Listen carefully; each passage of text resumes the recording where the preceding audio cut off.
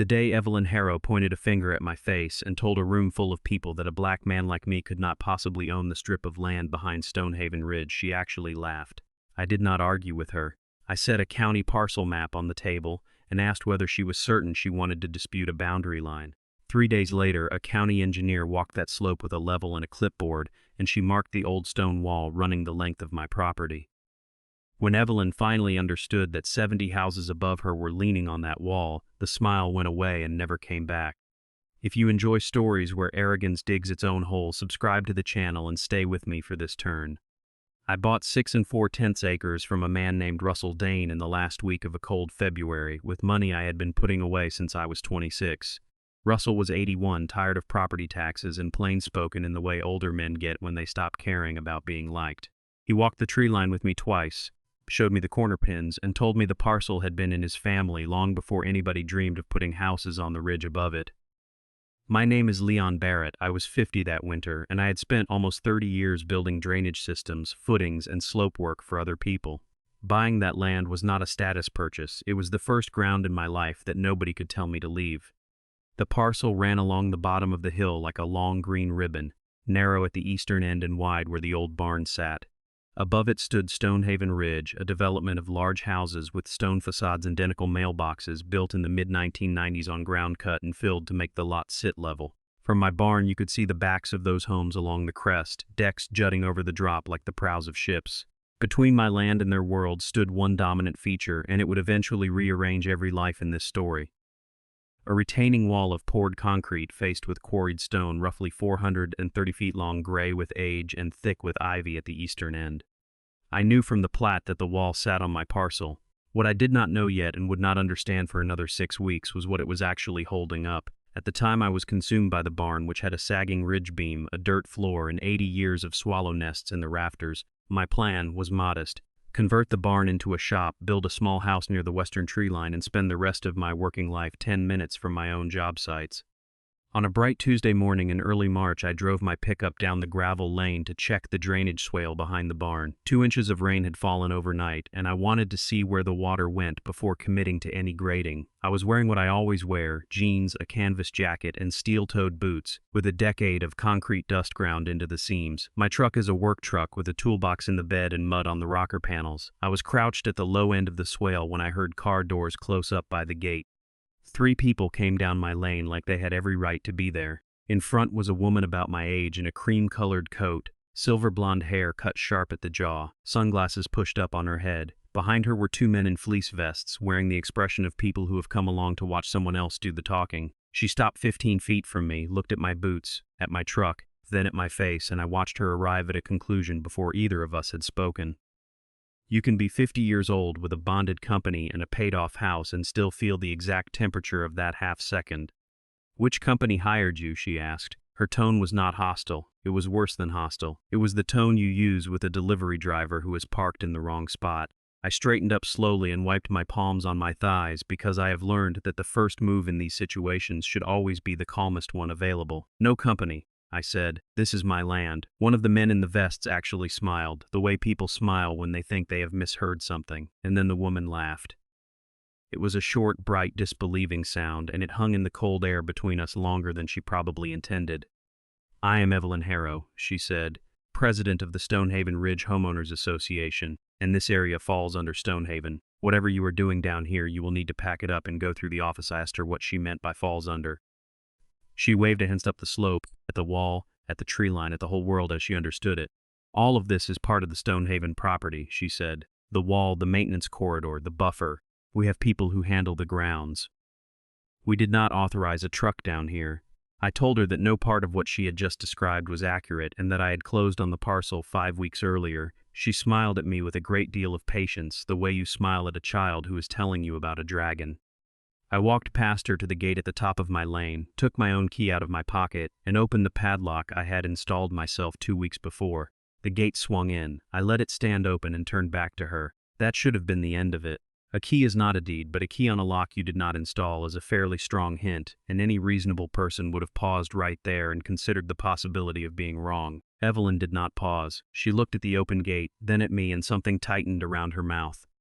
"Mr. Whoever you are," she said, "I have been president of this association for 9 years. I told her my name was Leon Barrett and that I had bought the entire parcel, all 6 4/10 acres of it, from Russell Dane." She was quiet for a moment. The 2 men in the vests had gone still, and one of them was suddenly very interested in the mud on his shoes. Then Evelyn tilted her head slightly and said the sentence that would eventually cost her everything she cared about. "Do you honestly expect me to believe that a black man just bought this entire hillside?" The wind moved through the pines behind the barn. Somewhere up the ridge a dog was barking. I have been asked versions of that question my whole life, sometimes with words and much more often without them, and I learned a long time ago that the loudest response is almost never the strongest one. Anger is a currency, and I have never gotten a good exchange rate for it, so I stood there in my own gravel lane with my own key in my hand, and I gave her the only answer that had any leverage in it. "No," I said. "I expect you to check the records." Evelyn Harrow lifted her chin, and for 1 second I could see her doing arithmetic behind her eyes, weighing whether to back out gracefully. She chose not to. "That," she said, "is exactly what this association is going to do. You will be hearing from our attorney." She turned and walked back up my lane with her 2 silent men trailing behind her, and I stood in the cold and watched them go, already knowing that I was going to need every piece of paper I owned. The letter arrived 3 days later in a heavy envelope with the association crest printed in gray on the corner, and it was 4 pages long. It was addressed to Occupant, Southern Boundary Parcel, which was the first sign that nobody had bothered to look up my name in the county records where it had been sitting since February. The letter accused me of 4 things. It said I had been using a private maintenance road without authorization. It said I had been parking heavy vehicles on Stonehaven common property. It said I had been interfering with the Stonehaven retaining wall structure. And it demanded that I cease all activity in and around the southern corridor immediately, pending legal action. I read it twice at my kitchen table, and the strangest part was how confident it sounded. Every accusation was written in the flat, certain voice of an organization that had already decided the outcome. The problem was that I had never once set foot on association land. My lane came in off the county road, at the eastern end, nowhere near their entrance. My trucks parked behind my barn, and my swale was cut 200 feet from any boundary. Everything I had done since closing had happened inside my own lines, and I could prove it with a folder. That folder was already in my office, because I have done this work long enough to know that paperwork is the job. I pulled the deed, the title policy, and the plat survey, and I went over the boundary description line by line, calling the bearings out loud the way I do when I set forms. The southern line of Stonehaven Ridge ran along the top of the cut, well up the slope, and my northern line ran below it. The wall sat entirely on my side, somewhere between 6 and 10 feet inside my boundary, depending on where you measured. It was not close, and it was not the kind of thing 2 reasonable people argue about. I photocopied the deed and the plat, wrote a short and polite cover letter, and mailed the whole package to the association office with delivery confirmation. In that letter, I said I had no interest in a dispute, that I welcomed a conversation about the wall and the slope, and that I would be glad to meet with the board at their convenience. I signed it with my full name and my license number. Then I waited. A week went by with no response at all, no call, no letter, nothing. I have since learned that the package sat unopened on a shelf in the management office for 6 days, and that when it was finally opened, Evelyn told the manager it was a stall tactic from a squatter. What came instead of a reply was a white van and a flatbed trailer on a Thursday morning at 10 minutes past 8. I was up on a ladder replacing Rid's fascia on the barn when I heard them, and I climbed down and walked out to the wall to find 4 men unloading a rotary hammer, a generator, and a bundle of powder-coated aluminum fence panels. Evelyn was standing at the far end of the wall with a rolled paper in her hand, pointing along the top of it and explaining something to a man in a hard hat. When she saw me coming, she did not look uncomfortable in the slightest. She looked mildly inconvenienced. They intended to drill anchor points into the top course of the wall every 8 feet to mount a decorative iron fence along the whole run. The association had voted on it months earlier to make the southern boundary look consistent with the rest of the development. Nobody had pulled a permit.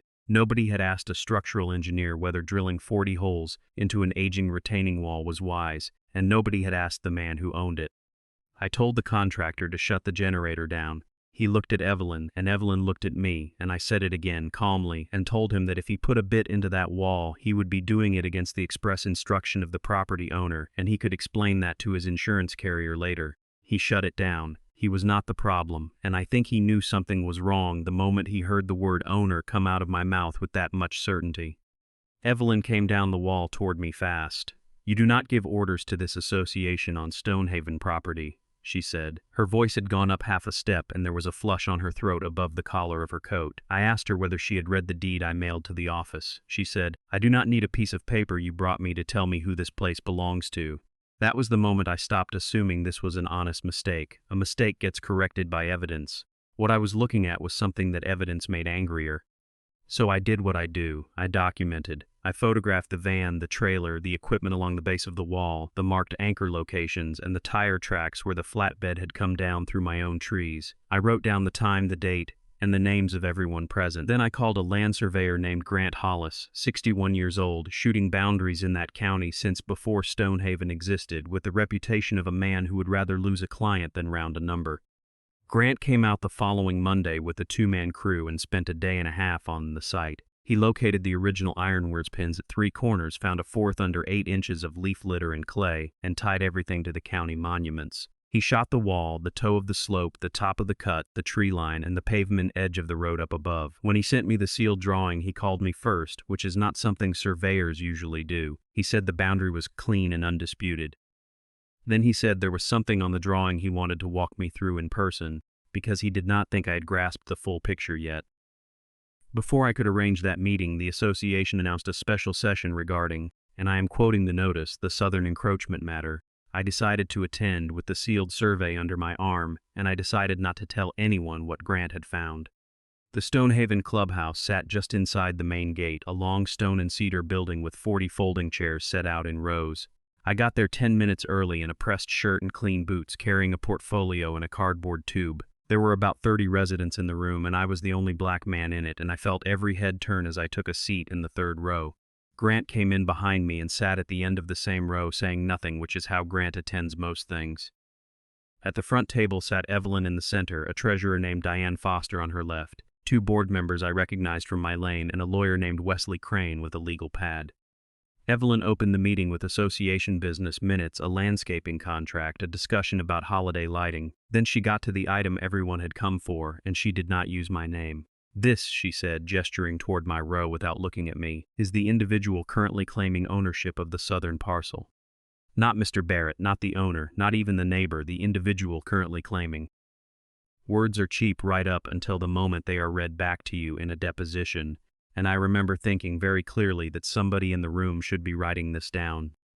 She put a plan up on the projector, and I recognized what it was within 4 seconds. It was a colored rendering of the kind developers print for sales offices, with illustrated trees and a soft green wash. And across the bottom of the slope, well past the actual boundary, someone had labeled a band of green as Stonehaven Preserve Area. It was a marketing site plan from the mid-90s with no surveyor's seal, no bearings, no distances, and no legal description of any kind.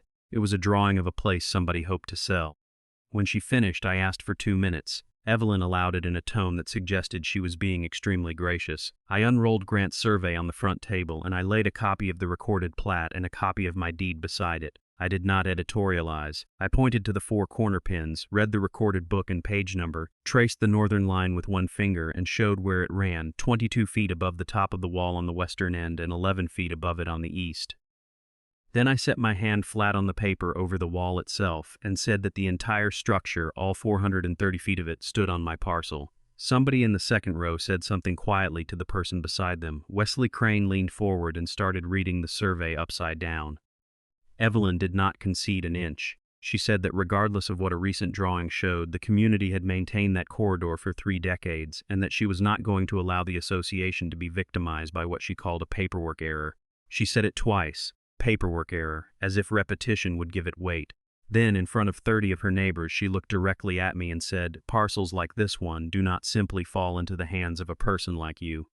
The room did not gasp. It is not like the movies. What actually happened was a silence with a texture to it, a kind of collective flinch, the sound of 30 people simultaneously realizing they were witnesses to something. I let it sit for a second, because silence does more work than argument. Then I asked her, plainly and without any heat in my voice, what she meant by a person like me. She hesitated. It was maybe 3 seconds, and I could see her looking for a version of the sentence that would let her keep her footing. Diane Foster turned in her chair and stared at her. Wesley Crane put down his pen, and then Evelyn, who had spent 9 years never being contradicted in that building, made the choice that ended her presidency. "You know exactly what I am saying," she said.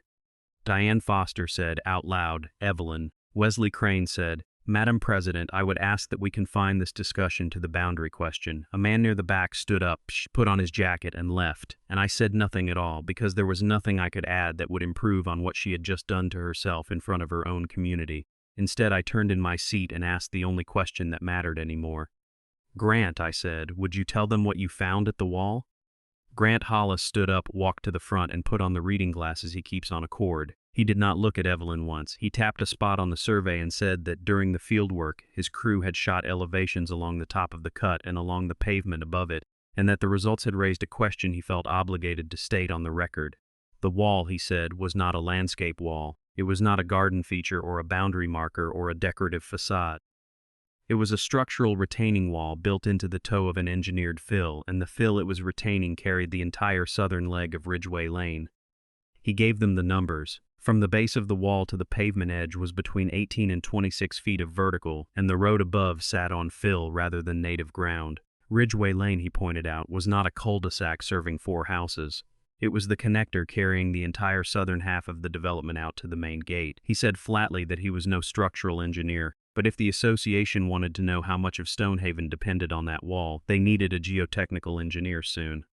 You could feel the room change. It was no longer a story about a dispute with a stranger. It was suddenly a story about their own driveways. A woman in the front row asked how many homes used Ridgeway Lane, and Diane Foster, who had the maps because she had the budget, said quietly that it was 70 houses. 1 road, 1 wall, and the wall was mine.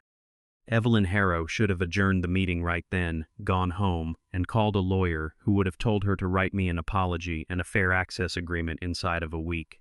Instead, she leaned into the microphone and announced that the association would be filing a formal complaint, with the county requesting an inspection of the adjacent property owner's wall. She said it like a threat, and half the room took it as decisive leadership. She believed that if the county declared the wall deficient, the cost of repairing it would land on the person who owned it. She was going to make me pay for the thing she had spent a month insisting was not mine. It was the single worst decision of her life. The complaint went in on a Friday. It said in language Evelyn wrote herself that the retaining wall belonging to the adjacent parcel owner posed a potential hazard to Stonehaven Ridge residents. On the following Wednesday, a county vehicle came down my lane and a woman got out with a hard hat, a folding rod, and a canvas bag full of instruments. Her name was Naomi Keene. She was 43 years old. She was the county's geotechnical engineer, and she had the particular unhurried manner of someone whose findings are going to be true whether anybody likes them or not. I gave her written permission to inspect. I want to be clear about that, because it would matter enormously later. I could have refused. I could have made her get an administrative warrant, and I would have been within my rights, and it would have taken 3 weeks. Instead, I walked the whole 430 feet with her, showed her the weep holes, showed her where I had noticed staining, and answered every question she asked. If there was a real hazard above my property line, I wanted to know about it more than anybody, because I was the one who intended to build a house at the bottom of that hill and sleep in it. Naomi spent 2 full days on the site, and a third up on the ridge, and what she found on my side was not what Evelyn had hoped for. The wall was old and tired and had specific areas of concern, but it was not failing. The stone facing had spalled in 3 places, and 2 panels showed hairline cracking consistent with age. There was a slight outward lean near station 210, about 1.5 inches, which she flagged for monitoring rather than alarm. The concrete core was in better shape than she expected, because whoever poured it had not cut corners. The real problem was on the other side, and it was not the wall's fault at all. It was water. A retaining wall does not fail because of the dirt behind it. It fails because of the water in the dirt behind it, which is why every competent wall in the world is built with a drainage system, and why every competent owner maintains that system. Stonehaven's system consisted of a series of catch basins along the back edge of Ridgeway Lane, a run of perforated collector pipe, and a set of outfalls that were supposed to carry stormwater around the ends of the wall and down a riprap channel to the creek. Naomi opened 11 basins. 7 of them were choked with silt, leaves, and root mass. 2 outfalls were completely buried. 1 collector line, when she ran a camera down it, was blocked solid at 40 feet by a root ball the size of a laundry basket. That meant every heavy rain sent water into the fill instead of around it. She showed me the evidence on my own side, and once she pointed it out, I could not unsee it. The weep holes along the eastern third ran clear water for 2 days after a storm, which is not normal. The soil at the toe there was permanently damp and smelled sour, and a rust-colored bloom stained the face where saturated backfill had been pushing fines through the joints for years. Every sign said the same thing: pressure, building, slowly. Evelyn arrived on the second afternoon because of course she did, and she stood at the edge of the work with her arms folded while Naomi packed her rod. Naomi, who does not do politics, asked her a direct question. Who is responsible for maintaining the drainage system above the wall? Evelyn said, he is. It is his wall. Naomi shook her head once. I am not asking about the wall. I am asking about the catch basins and the collector line along Ridgeway Lane. Those are inside the association's property. Who maintains said the association contracted with a landscaping company. Naomi asked whether that contract included storm structure cleaning. Evelyn did not answer. Over the next week, her picture kept getting wider, and every new fact made it heavier. Ridgeway Lane sat on engineered fill placed during original construction, up to 22 feet deep at the worst station. A water main ran through that same corridor, 9 feet off the back of curb, along with a bank of primary electrical conduits serving the southern loop. 70 homes used that road as their only connection to the main entrance because the northern gate had been converted to emergency use years earlier and chained shut.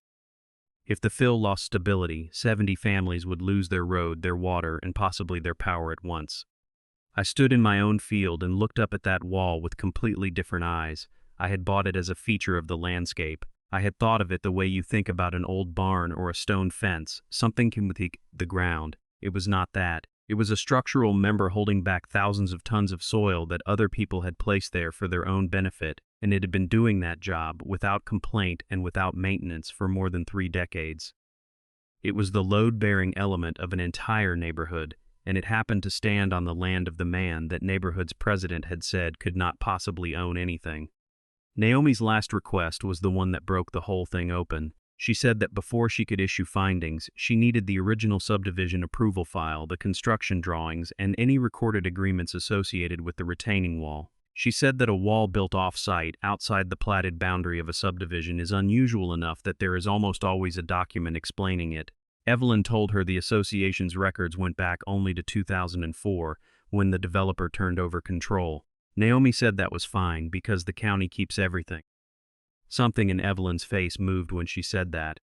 The file came out of the county archive 9 days later. It was 2 boxes, brown with age, tied with cotton string, and it had not been opened since 1994. We went through it in a conference room at the county building on a Tuesday afternoon, 5 of us around a laminate table. Wesley Crane on one side with his sleeves rolled, Diane Foster beside him with a legal pad, Naomi at the head with the engineering drawings, Grant across from me with a scale in his hand, and me with the deed I had already read 40 times. The story that file told was simple and completely at odds with everything Evelyn had said in the clubhouse. The developer who built Stonehaven Ridge had never owned the land at the bottom of the hill. When his engineers laid out the southern loop, they found that getting Ridgeway Lane to grade required a large volume of fill, that the fill had to be retained at its toe, and that the toe landed outside his property line. So he went to the man who owned the ground below and asked permission. That man was Russell Dane's father, and his name sat on the correspondence in careful fountain pen script. The agreement was in the file, 4 typed pages with signatures and a notary stamp. The Dane family granted permission to build the retaining structure on their parcel, and ownership of the wall and the ground beneath it stayed with the Dane parcel in a sentence someone had typed in capital letters. In exchange, the subdivision accepted continuing obligations. Stonehaven would install and maintain the drainage relieving pressure behind the wall, inspect the structure on a schedule and keep records, pay for any repair arising from loads the subdivision imposed, and secure lawful access whenever work below the line was required.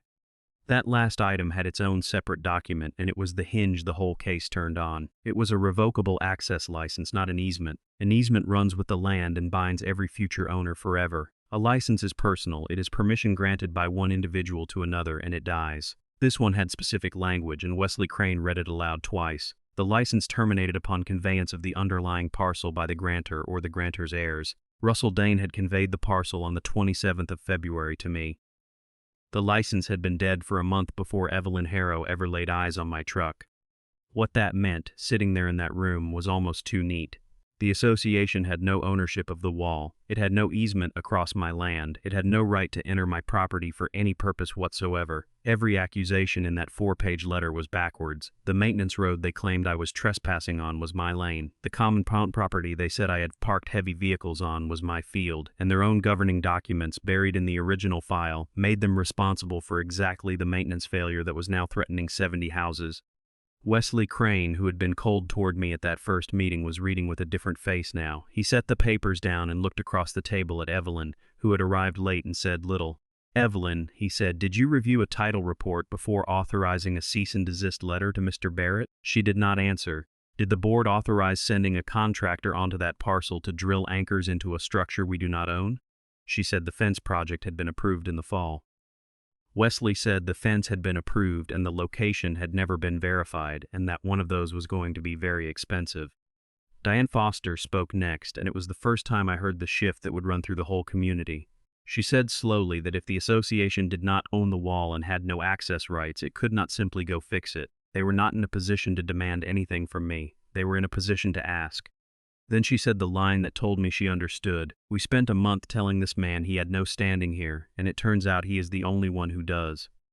Naomi gave her preliminary conclusion before we left the room. She said the wall itself did not require emergency intervention today, but she said that if the drainage system was not cleaned, repaired, and brought back into function before the heavy fall rains, and if a structural monitoring program was not established, the county would have grounds to impose load restrictions on Ridgeway Lane. That meant weight limits, no moving trucks, no fire apparatus above a certain rating, potentially no through traffic at all if conditions worsened. 70 households were about to find out that their road was a conditional privilege. News moves fast in a place with a group email list and a lot of retirees. Within 4 days, everyone in Stonehaven Ridge knew that the association did not own the wall, that the county was involved, and that the woman who had told them all not to worry had been the one to call the county in the first place. The tone changed. People who had nodded along at that meeting started asking why the president had put the community's road at risk to win an argument with a neighbor. And at the next regular session, a resident stood up, a retired school teacher in the 4th row, and asked the question that ended any pretense that Evelyn was in control of this. "If the association does not own that wall," she said, "how do we even get in there to fix it?" The entire room turned around and looked at me. Evelyn came to my property alone on a Saturday morning. No coat committee, no 2 men in fleece vests. She parked at the top of my lane and walked down, and she stood at the door of my barn while I finished wiping down a wrench and set it in the drawer where it lives. There was no laughter in her this time and no chin lift. She had a document in her hand, 1 page, printed that morning, and she held it out to me and said the association needed my signature so their contractor could get started. I read it. It was a general access authorization, unlimited in scope and duration, permitting the association and its agents to enter the parcel as needed for inspection, maintenance, and repair related to the retaining structure. No time windows, no insurance requirement, no definition of repair, no restoration language, no indemnification. It was a blank check written on my land, and she had brought it expecting the pressure of 70 families to make me sign without reading. I did not sign it. I want to be careful here, because this is the part where a lot of people would expect the story to become about revenge, and it never did. I was not going to leave 70 households sitting on top of a saturated fill so that I could enjoy watching Evelyn Harrow sweat. But I was also not going to hand unlimited entry rights to an organization that had spent a month asserting I did not own the ground under my own feet, that had sent men with a rotary hammer to drill my property without asking, and whose president had told a room full of witnesses what she thought of me. So I set the paper down on the workbench and told her what I needed, and I had it typed out already because I had known this conversation was coming for weeks 2. 6 items. First, the association would acknowledge my boundary in writing, referencing Grant's sealed survey by date and number, and record that acknowledgement. Second, the association would withdraw every encroachment allegation against me in writing. Third, we would execute a real access agreement, defining work hours, defined entry points, advance notice, contractor certificates of insurance naming me as additional insured, and a termination date tied to the completion of the project. Fourth, the association would pay in full for the repair of the drainage system that was loading my wall, because their own founding documents already said they would. Fifth, no modification of any kind to the structure without my written approval, which included their decorative fence. Sixth, any part of my land damaged by their contractors would be restored at their cost. Evelyn read the list and her hands started to shake, and then the old voice came back, the one from the clubhouse. She said I was holding 70 families hostage. She said she would make sure everyone in the community knew exactly who was standing between them and a safe road. She said she had never in 9 years seen anyone behave with such spite toward their neighbors. I let her finish, then I said, I am not blocking anyone. I am declining to sign an unlimited right of entry for people who spent a month telling me I do not own the ground it covers. She did not have anything for that. There was nothing to have. It is very difficult to argue that a man is being unreasonable for wanting boundaries when you are only standing in his shop because he has boundaries. She left without another word, and the 6 items went to Wesley Crane that afternoon. Wesley called me on Monday. He said, without any preamble, that my terms were reasonable, that he would have advised the same terms in my position, and that he intended to tell the board so.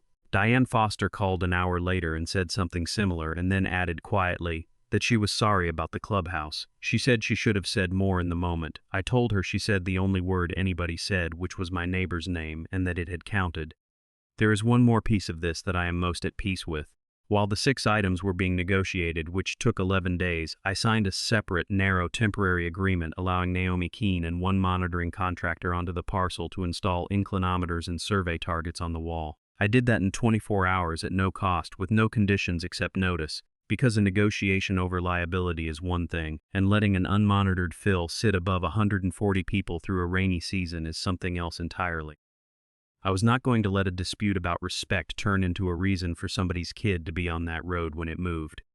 Evelyn fought the 6 items in board session and lost 4-1. And I think that vote is when the board finally saw the shape of the whole thing, because the man they had been told was a hostile trespasser had already voluntarily let the engineer onto his land twice, while their president had spent a month generating legal exposure with a projector and a marketing brochure. Leon Barrett had behaved more responsibly toward Stonehaven Ridge than the president of Stonehaven Ridge had. Then Naomi's final report came in, and it was not a few $1,000s. Full rehabilitation of the storm system, replacement of 2 collapsed collector runs, reconstruction of both outfalls in the riprap channel, installation of a new tow drain along the eastern third, pressure relief work, structural repair at 4 locations, and a 2-year monitoring program came to an estimate between $340,000 and $410,000. For 70 households with no reserve allocation for any of it, that was a special assessment somewhere near $5,000 a home.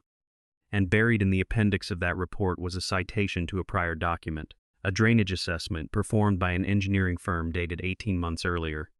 Diane Foster is the one who went and found it because Diane is the treasurer and treasurers keep receipts. She pulled the board minutes for the entire preceding 2 years and she found the line item. The association had paid $11,000 for that assessment, and the report had said, in language a child could follow, that stormwater along the southern loop was not being conveyed as designed, that multiple structures were obstructed, that erosion was visible at 2 outfalls, and that continued saturation of the fill would increase lateral pressure on the retaining structure at the toe of the slope. It recommended immediate cleaning, camera inspection of all lines, and repair of the outfalls at a cost the firm estimated between $38,000 and $52,000.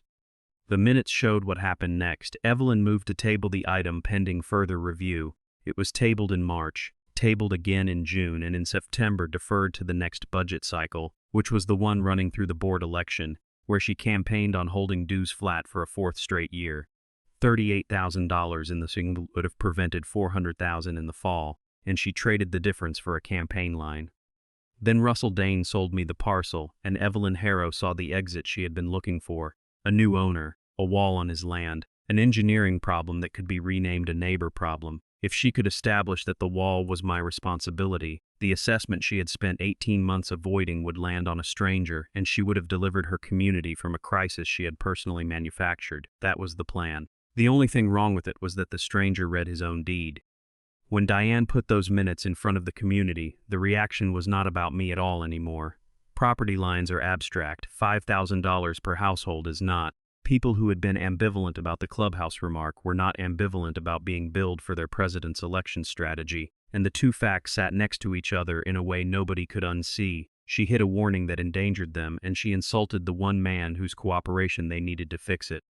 A special meeting was called for a removal vote, and 91 residents showed up, more than had ever attended anything there. Evelyn made her case for 20 minutes, talking about her 9 years, the landscaping program, resale values, the gate renovation. At the end, she tried one last time to point the room at me. If this man truly cared about this community, she said, he would simply give us the wall. I stood up because I had been asked to attend, and because a thing like that should not be answered from a seated position. I care about 70 families being safe, I said. That is why the engineer has been on my property since April and why the monitoring equipment is already installed. But caring about your safety does not mean signing my land over to someone who spent a month telling this room I was not fit to own it.